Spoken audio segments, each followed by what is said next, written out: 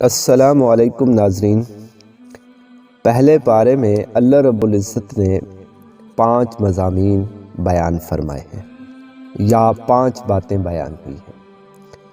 اب پہلا موضوع ہے اقسام انسان کے متعلق، دوسرا موضوع ہے اعجاز قرآن کا، تیسرے میں قصہ تخلیق حضرت آدم علیہ السلام بیان ہوا، چوتھا موضوع احوال بنی اسرائیل کا ہے، اور 5واں موضوع قصہ حضرت ابراہیم علیہ السلام کا ہے۔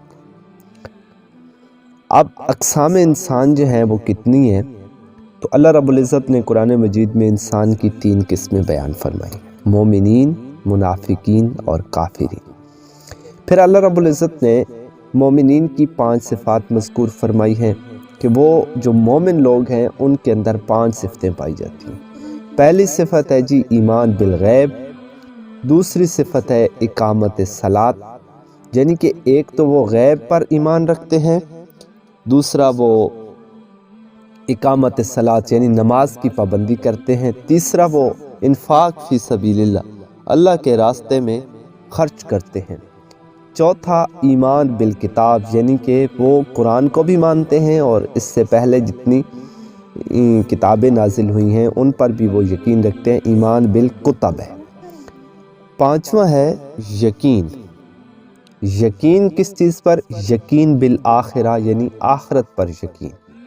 تو منافقین کی بھی اسی طرح سے اللہ پاک نے کئی خصلتیں مذکور فرمائی ہیں کہ جو منافق ہوتے ہیں وہ جھوٹ بولتے ہیں، وہ دھوکہ دیتے ہیں، ان کے اندر شعور کی کمی ہوتی ہے، ان کے اندر قلبی بیماریاں ہوتی ہیں، سفاہت ہوتی ہے، اس کے علاوہ وہ احکام الہی کا استہزاء کرتے ہیں، مذاق اڑاتے ہیں، فتنہ و فساد کرتے ہیں، جہالت، ضلالت اور تذبذب جو ہے یہ منافقین کی خصلتیں اللہ رب العزت نے پہلے پارے میں بیان فرمائی ہے۔ اس کے علاوہ کفار کے بارے میں بتایا کہ ان کے دلوں اور کانوں پر مہر اور پردہ ہے، یعنی کہ جو منافق ہیں ان کے دلوں پر، جو کافر ہیں ان کے دلوں پر اللہ نے اور ان کے کانوں پر جو ہے مہر اور پردہ لگا دیا۔ دوسرا جو موضوع ہے وہ اعجاز قرآن کا ہے، یعنی جن صورتوں میں قرآن کی عظمت بیان ہوئی ان کے شروع میں حروف مقطعات ہیں۔ اچھا، یہ بتانے کے لیے کہ انہی حروف سے تمہارا کلام بھی بنتا ہے اور اللہ تعالیٰ کا کلام بھی، مگر تم لوگ اللہ تعالیٰ کے کلام جیسا کلام بنانے سے عاجز ہو، یعنی کہ تم، یہ قرآن کا اعجاز ہے کہ اللہ نے فرمایا کہ انہی حروف سے آپ کا بھی کلام بنتا ہے، ہمارا بھی کلام بنا، لیکن اس جیسا کلام آپ نہیں بنا سکتے۔ اللہ نے باقاعدہ چیلنج کیا اور اس دور سے لے کر اب تک یہ چیلنج موجود ہے، لیکن کسی انسان میں یہ طاقت نہیں کہ اس چیلنج کو قبول کرے یا توڑ سکے۔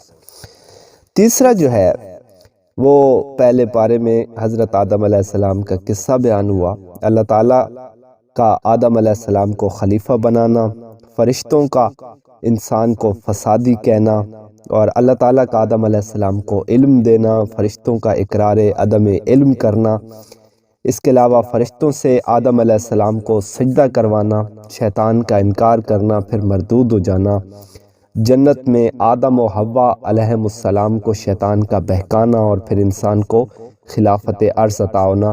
یہ جو ہے تیسرا قصہ یا تیسرا موضوع پہلے پارے میں اللہ رب العزت نے بیان کیا۔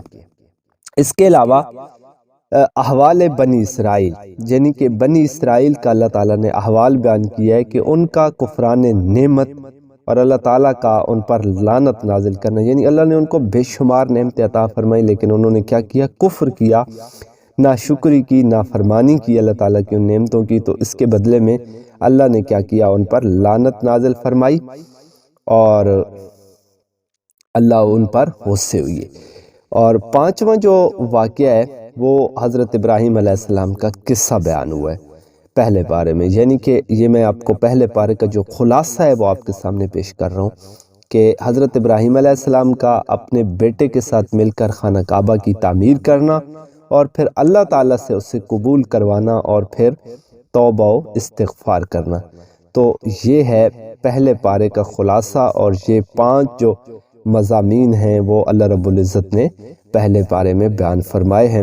تو انشاءاللہ اگلی نشست میں ہم دوسرے پارے کا خلاصہ آپ کے سامنے رکھیں گے۔